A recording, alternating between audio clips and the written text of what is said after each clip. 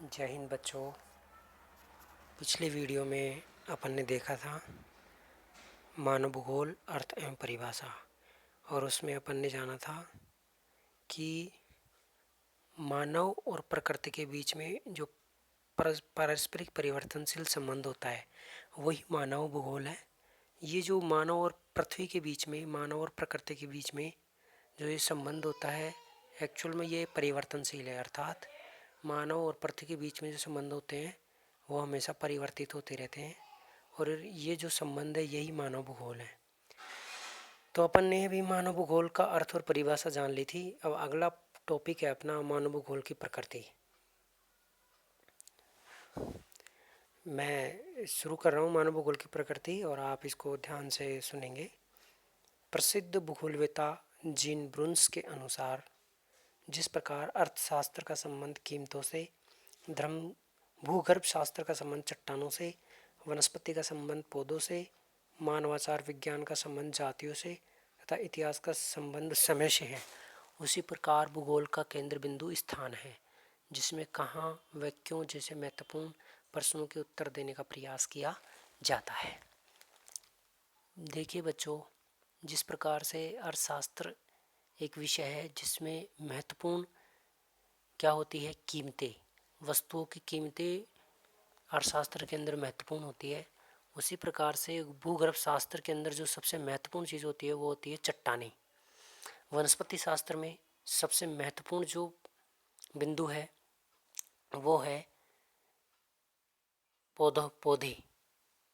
तो वनस्पति शास्त्र में पौधे, और मानवाचार विज्ञान इसमें सबसे महत्वपूर्ण बिंदु है जाति, और इतिहास का संबंध है समय से, क्योंकि इतिहास हमें पिछले समय की विभिन्न घटनाओं के बारे में बताता है। उसी प्रकार से भूगोल विषय का केंद्र बिंदु है स्थान, क्योंकि अपन ने अर्थ और परिभाषा में भी पढ़ा था कि भूगोल विषय एक क्षेत्र वर्णनी विज्ञान है। अर्थात क्षेत्र का मतलब यहाँ पर स्थान हो गया। अर्थात भूगोल विषय का केंद्र बिंदु स्थान है, क्योंकि अपन किसी स्थान के तथ्यों के बारे में भूगोल विषय में अध्ययन करते हैं, और इसके अंदर हमें ये पता लगाना होता है कि किसी स्थान पर क्यों, कहाँ और क्यों, ये दोनों जो प्रश्न हैं यही महत्वपूर्ण बना देते हैं भूगोल को। पृथ्वी पर जो भी मानव निर्मित दृश्य दिखाई देते हैं उन सबका अध्ययन मानव भूगोल के अंतर्गत आता है। मानव निर्मित दृश्य अर्थात पृथ्वी पर मानव के द्वारा बनाई गई कोई भी निर्माण हो, कोई भी दृश्य हो, जैसे कि नहर है, सड़क है, या बिल्डिंग है, खेत है, ये सब मानव निर्मित दृश्य है, और इन सब का अध्ययन अपन मानव भूगोल के अंतर्गत करते हैं। जैसे कि खेत बनाए मानव ने, तो वो मानव भूगोल का एक विषय है कृषि भूगोल। तो कृषि भूगोल में उसको समाहित करेंगे। अगर कहीं उद्योग लगा हुआ है वो भी मानव निर्मित है, तो उद्योग एक तरह से औद्योगिक भूगोल हो गया। तो आप इसको समझ गए होंगे कि पृथ्वी पर जो भी मानव निर्मित दृश्य दिखाई देते हैं उन सब का अध्ययन मानव भूगोल के अंतर्गत आता है। अर्थात मानव द्वारा निर्मित विभिन्न प्रकार के जो दृश्य हैं उनको अलग अलग विषयों में बांट करके उनका अध्ययन किया जाता है। अतः विषय की प्रकृति में मानवीय क्रियाकलाप केंद्रीय बिंदु है। अर्थात मानव के द्वारा जो क्रियाकलाप किए जाते हैं वही इस विषय का केंद्रीय बिंदु है। अर्थात मानवीय क्रियाकलापों को केंद्र बिंदु में रखा जाता है। मानवीय क्रियाकलापों का विकास कहाँ, कब, कैसे हुआ आदि प्रश्नों को भौगोलिक दृष्टि से प्रस्तुत करना ही मानव भूगोल की प्रकृति को प्रकट करता है। मानव भूगोल विभिन्न प्रदेशों के पारिस्थितिक समायोजन और क्षेत्र संगठन के अध्ययन पर विशेष केंद्रित रहता है। अर्थात इसका मतलब ये है कि कोई भी एक स्थान है उसका एक अलग पर्यावरण होता है, अलग पारिस्थितिकी होती है, और उस क्षेत्र में रहने वाली जनसंख्या का उसके साथ में घनिष्ठ संबंध होता है, और वो उस क्षेत्र को एक अलग ही क्षेत्र संगठन का एक निर्माण हो जाता है। उस क्षेत्र में रहने वाली जनसंख्या और पर्यावरण के बीच में जो संबंध होता है उसका एक अलग ही संगठन बन जाता है। तो ऐसे ही अलग अलग क्षेत्रों में उस अलग अलग क्षेत्रों में रहने वाली जनसंख्या का उसके पर्यावरण के साथ में संबंध जो होता है उन सब का अध्ययन ही मानव भूगोल के अंतर्गत किया जाता है। मानव भूगोल में यह विश्लेषण किया जाता है कि पृथ्वी के किसी क्षेत्र में रहने वाला मानव समूह अपने जैविक, आर्थिक, सामाजिक व सांस्कृतिक विकास के लिए वातावरण का उपयोग किस प्रकार करता है। जैसे कि मैंने पहले ही बताया आपको कि किसी एक क्षेत्र में मानव का उसकी प्रकृति, उसके चारों ओर जो पर्यावरण है उसका प्रभाव पड़ता है। और इस अगली लाइन में ये आया गया कि पृथ्वी के किसी क्षेत्र में रहने वाला मानव समूह अपने जैविक, आर्थिक, सामाजिक और सांस्कृतिक विकास के लिए किसका उपयोग करता है? वातावरण का। वातावरण का मतलब पर्यावरण का। तो मानव जो है, मानव समूह जो किसी स्थान विशेष में रहता है, वो वातावरण का उपयोग करके अपने जैविक, आर्थिक, सामाजिक और सांस्कृतिक विकास करता है, क्योंकि वातावरण का प्रभाव मानव के इन विभिन्न पहलुओं पर पड़ता है। और वातावरण में क्या क्या बदलाव लाता है? अब ये तो है ही कि वातावरण मानव को प्रभावित करता है, लेकिन मानव भी वातावरण में बदलाव लाता है, मानव भी वातावरण को प्रभावित करता है। अर्थात ये दोनों आपस में एक दूसरे को प्रभावित करते हैं। मानव भूगोल जनसंख्या, प्रदेशों और संसाधनों की व्यू रचना करता है। मानव भूगोल किन किन की व्यू रचना करता है? एक तो जनसंख्या की, एक प्रदेशों की और एक संसाधनों की। अर्थात ये तीनों मिलकर के आपस में ये मानव भूगोल का निर्माण करते हैं, मानव भूगोल की व्यू रचना करते हैं। मानव अपने पर्यावरण के अनुसार क्रियाकलापों व रहन सहन में अनुकूल रूपांतरण व समायोजन करता है। कोई भी एक स्थान है, उस पर मानव रहता है और मानव के चारों ओर पर्यावरण है उस क्षेत्र का, और वो पर्यावरण के अनुसार ही मानव उस क्षेत्र में क्या करता है?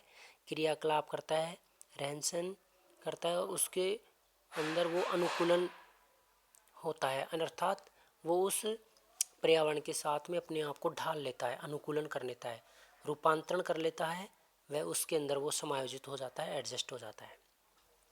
जैसे कि हाड़ौती के पठार में काली मिट्टी मिलती है, तो यहाँ पर सोयाबीन अधिक बोई जाती है।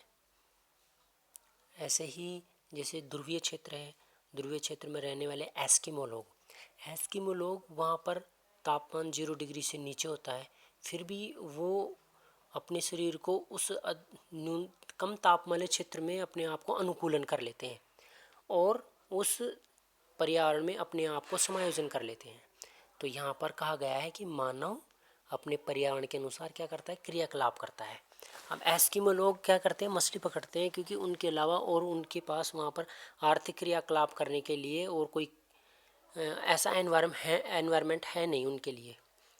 तो मानव अपने पर्यावरण के अनुसार क्या करता है? क्रियाकलाप करता है, रहन सहन करता है। एस्किमो लोगों का एक और उदाहरण देता हूँ। रहन सहन, वो रहने के लिए बर्फ़ की घर बनाते हैं, जिनको इग्लू कहते हैं। तो मानव अपने पर्यावरण के अनुसार ही क्रियाकलाप करता है और रहन सहन करता है। मेरे अनुसार आप इस चीज़ को समझ गए होंगे। और अनुकूलन करता है मानव, अपने पर्यावरण में रूपांतरण करता है और समायोजन करता है। इस प्रकार हम देखते हैं कि मानव भूगोल क्षेत्र विशेष में समय के साथ मानव व वातावरण के सभी जटिल तथ्यों के पारस्परिक संबंधों का अध्ययन मानव को केंद्रीय भूमिका में मानकर करता है। अर्थात इस विषय में क्या होता है कि मानव भूगोल जो है क्षेत्र विशेष में समय के साथ, कोई भी एक क्षेत्र है उसमें समय के साथ मानव का वातावरण के साथ में जो जटिल पारस्परिक संबंध है उन सब का ही अध्ययन करता है। और वो भी मानव को केंद्र में रख करके, मानव को वो केंद्र में रखता है और किसी स्थान पर जो उसका वातावरण है उसके साथ में उस मानव का किस प्रकार से पारस्परिक संबंध है, इन सब का अध्ययन ही मानव भूगोल के अंतर्गत किया जाता है।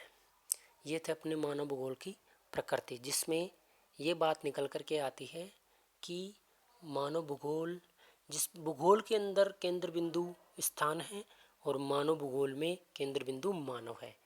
मानव का केंद्र बिंदु इसलिए रखा क्योंकि मानव पर्यावरण में, पृथ्वी पर किसी स्थान पर अपने पर्यावरण में रहते हुए वो पर्यावरण से प्रभावित भी होता है और पर्यावरण को प्रभावित भी करता है। इस प्रकार से मानव को केंद्रीय भूमिका में मानकर मानव भूगोल की प्रकृति का अध्ययन किया गया है। अगला पॉइंट है अपना मानव भूगोल का विषय क्षेत्र। मानव भूगोल का विषय क्षेत्र, प्रारंभिक समय में इसका विषय क्षेत्र बहुत ही कम था, लेकिन लगातार समय बढ़ने के साथ साथ इसके ज्ञान में वृद्धि होती चली गई और मानव भूगोल में कई और विषय जुड़ गए और इसके विषय क्षेत्र को अब इसका विषय क्षेत्र अब काफ़ी विस्तृत हो गया है। अब आगे बढ़ते हैं अपन। मानव भूगोल में भिन्न भिन्न प्रदेशों की जनसंख्या, वहाँ के प्राकृतिक संसाधनों, सांस्कृतिक भूदृश्यों व जीवन की मान्यताओं, पारस्परिक संबंधों का अध्ययन मानव के उन्नति के उद्देश्य से होता है। तो मानव भूगोल में विभिन्न या भिन्न भिन्न प्रदेशों की जो जनसंख्या है, भिन्न भिन्न प्रदेशों की जो जनसंख्या है और उन भिन्न भिन्न प्रदेशों की वहाँ के प्राकृतिक संसाधन, वहाँ की सांस्कृतिक भूदृश्य, जैसे कि मैंने बताया मानव द्वारा निर्मित विभिन्न प्रकार के खेत है, पुल है, सड़कें हैं, ये सांस्कृतिक भूदृश्य हो गई जो मानव के द्वारा बनाए जाते हैं। जैसे मंदिर है, खेल मैदान है। जीवन की मान्यताएं, पारस्परिक संबंधों का अध्ययन मानव की उन्नति के उद्देश्य से होता है। हटिंगटन ने मानव भूगोल के अध्ययन क्षेत्र को 2 वर्गों में बांटा है, भौतिक दशाएं और मानवीय अनुक्रियाएं। प्यारे बच्चों, ये प्रश्न बहुत ही इम्पोर्टेंट है कि हटिंगटन ने मानव भूगोल के अध्ययन क्षेत्र को कितने वर्गों में बांटा है। यह परीक्षा के दृष्टिकोण से काफ़ी इम्पोर्टेंट है।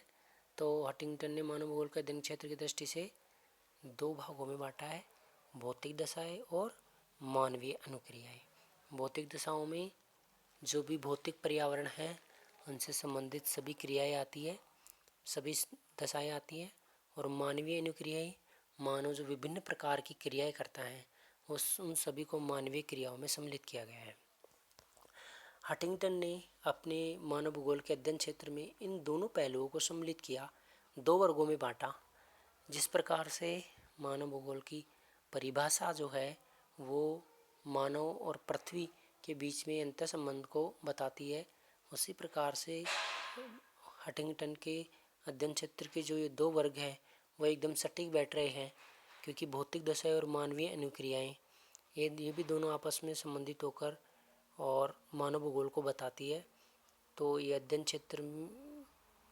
क्षेत्र के 2 वर्ग, भौतिक दशा और मानवीय क्रियाएं, हटिंगटन महोदय ने बताए हैं। मानव भूगोल का विषय क्षेत्र व्यापक है। सारांश में मानव भूगोल के अंतर्गत विषय क्षेत्र के निम्न तथ्यों को सम्मिलित किया जाता है। अब इसमें कौन कौन से तथ्य सम्मिलित किए जाते हैं? जनसंख्या व उसकी क्षमता नंबर 1, नंबर 2 है प्रदेश के प्राकृतिक संसाधन, नंबर 3 है सांस्कृतिक वातावरण, नंबर 4 है कालिक अनुक्रम, नंबर 5 है समायोजन व प्रादेशिक संगठन, नंबर 6 है दूसरे प्रदेशों से संबंध। मानव भूगोल के विषय क्षेत्र के विभिन्न पहलुओं को आरेख 1.1 के माध्यम से दर्शाया गया है। यह आरेख दे रखा है। इन पहलुओं का अपन संक्षिप्त अध्ययन करेंगे। नंबर 1 पे है जनसंख्या। मानव भूगोल जनसंख्या के वितरण, प्रारूप, जनसमूहों, प्रवास, अधिवास तथा उसकी प्रजातिगत सामाजिक संरचना का ऐतिहासिक परिप्रेक्ष्य से विवेचन करता है। मानव भूगोल के अंदर बच्चों जनसंख्या से संबंधित जो विभिन्न पहलू हैं उनका अध्ययन किया जाता है। आप इस किताब में देखोगे, क्योंकि ये पूरी किताब मानव भूगोल से संबंधित है, तो इस किताब में आपको जनसंख्या से संबंधित लेसन भी पढ़ने पड़ेंगे, प्रवास से संबंधित, आवास से संबंधित और प्रजातियों की सामाजिक संरचना से संबंधित लेसन आपको पढ़ने को मिलेंगे।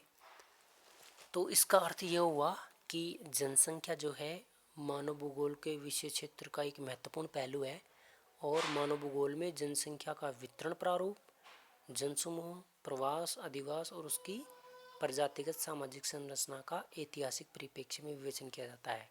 अर्थात प्रारंभिक समय से वर्तमान में क्या बदलाव, पहले क्या था और किस प्रकार से जनसंख्या में बदलाव आया है, इन सभी का अध्ययन अपन मानव भूगोल के अंतर्गत करते हैं।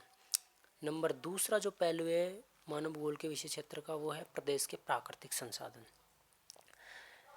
प्राकृतिक वातावरण के विभिन्न तत्वों का अध्ययन तथा मानव क्रियाकलापों पर इन तत्वों के प्रभाव का अध्ययन किया जाता है। इससे प्राकृतिक संसाधन, भूमि, जल, वन, खनिज का अध्ययन सम्मिलित होता है। तो प्यारे बच्चों, ये जो प्रदेश के प्राकृतिक संसाधन हैं इन सब का अध्ययन भी मानव भूगोल के अंतर्गत किया जाता है, क्योंकि मानवीय क्रियाकलापों पर इन तत्वों का प्रभाव पड़ता है और इन तत्वों के प्रभाव पड़ने के कारण ये जो प्राकृतिक संसाधन है, भूमि, जल, वन, खनिज का अध्ययन, उसको इस मानव भूगोल में सम्मिलित किया जाता है। नंबर 3 है सांस्कृतिक वातावरण। पृथ्वी पर जो भी दृश्य मनुष्य की क्रियाओं द्वारा बने हुए दिखाई पड़ते हैं वे सब मानव भूगोल के अध्ययन में शामिल है। पहले भी बात कर चुके हैं, मानव के द्वारा निर्मित भूदृश्य वो सांस्कृतिक भूदृश्य कहलाते हैं। तो ये सब मानव भूगोल के अध्ययन में इन सबको सम्मिलित किया जाता है। सांस्कृतिक तत्व मानव व पर्यावरण के अंतर संबंध को प्रकट करते हैं।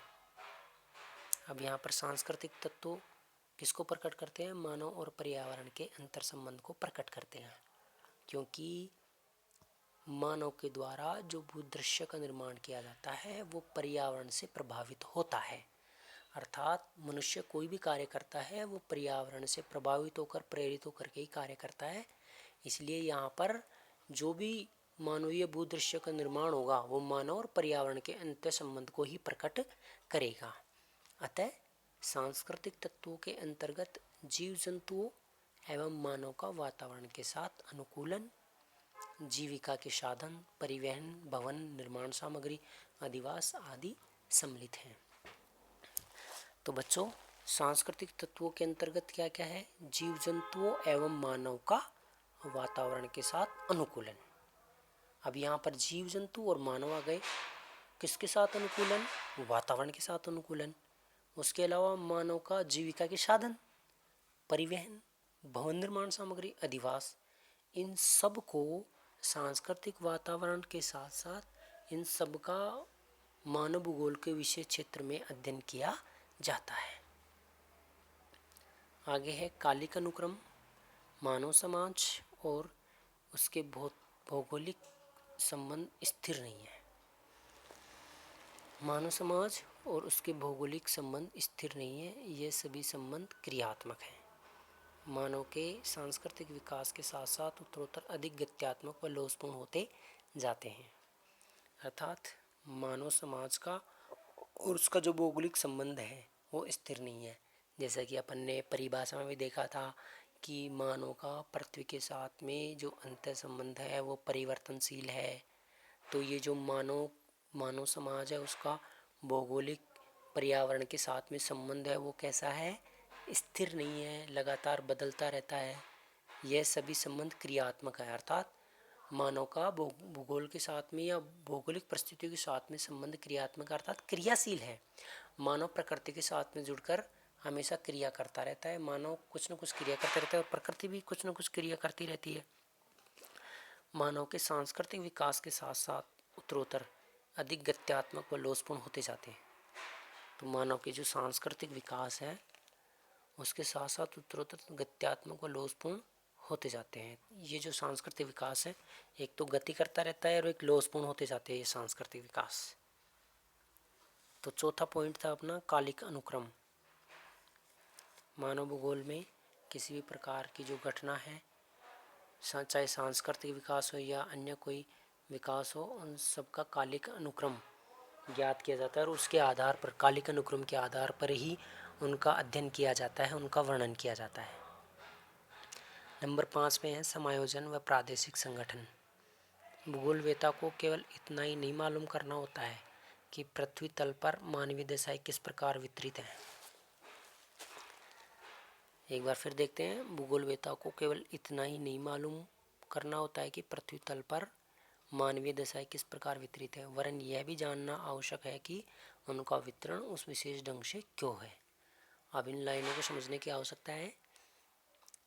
सभी मानव अलग अलग क्रियाएं करते हैं और उनका उनके वातावरण का उनके ऊपर प्रभाव पड़ता है।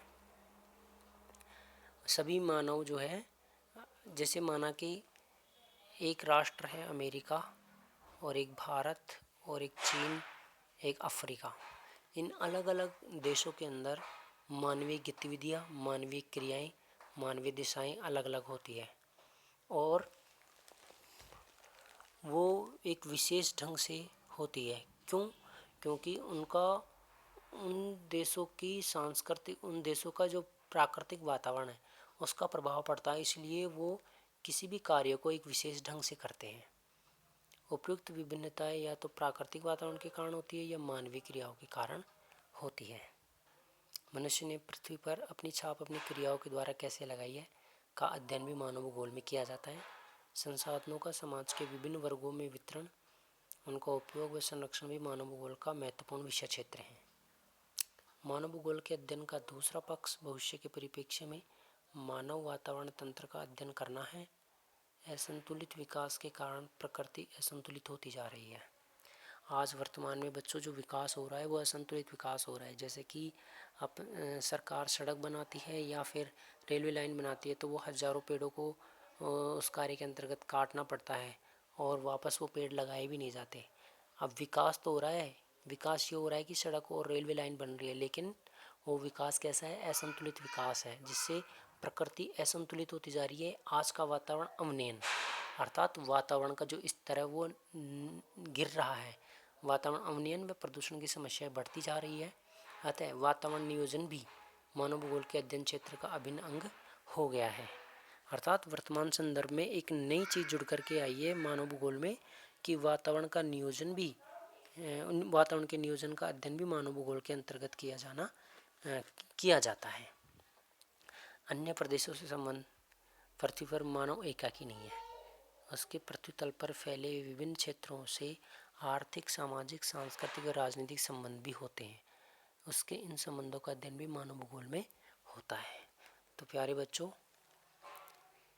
पृथ्वी पर मानव एकाकी नहीं है, क्योंकि एक मानव का संबंध विश्व के अन्य मानव से भी है किसी न किसी रूप में। जैसे कि अमेरिका से कोई वस्तु बन करके यहाँ आए और अपन उसका उपयोग कर रहे हैं, तो वहाँ किसी व्यक्ति द्वारा बनाई गई किसी वस्तु का उपयोग अपन यहाँ कर रहे हैं, तो इसका मतलब क्या है कि उस देश का अपने देश के मानव के साथ में घनिष्ठ संबंध है। पृथ्वी तल पर फैले विभिन्न क्षेत्रों के आर्थिक, सामाजिक, सांस्कृतिक, राजनीतिक संबंध अर्थात एक व्यक्ति के विश्व के अन्य देशों के व्यक्तियों के साथ में आर्थिक, सामाजिक, सांस्कृतिक और राजनीतिक रूप से संबंध होते हैं। इसे इन संबंधों का अध्ययन भी मानव भूगोल में किया जाता है। तो बच्चों, ये था अपना मानव भूगोल का विषय क्षेत्र, और मैं आशा करता हूँ कि आपको ऑनलाइन क्लास में समझ में आ रहा होगा। अब इसका अगला पार्ट जो है मानव भूगोल का विकास, वो अगले वीडियो में अपन पढ़ेंगे। मेरे जो YouTube चैनल है वहाँ पर भी इसको आप देख सकते हैं, और YouTube चैनल पर लाइक और शेयर ज़रूर कीजिए। धन्यवाद।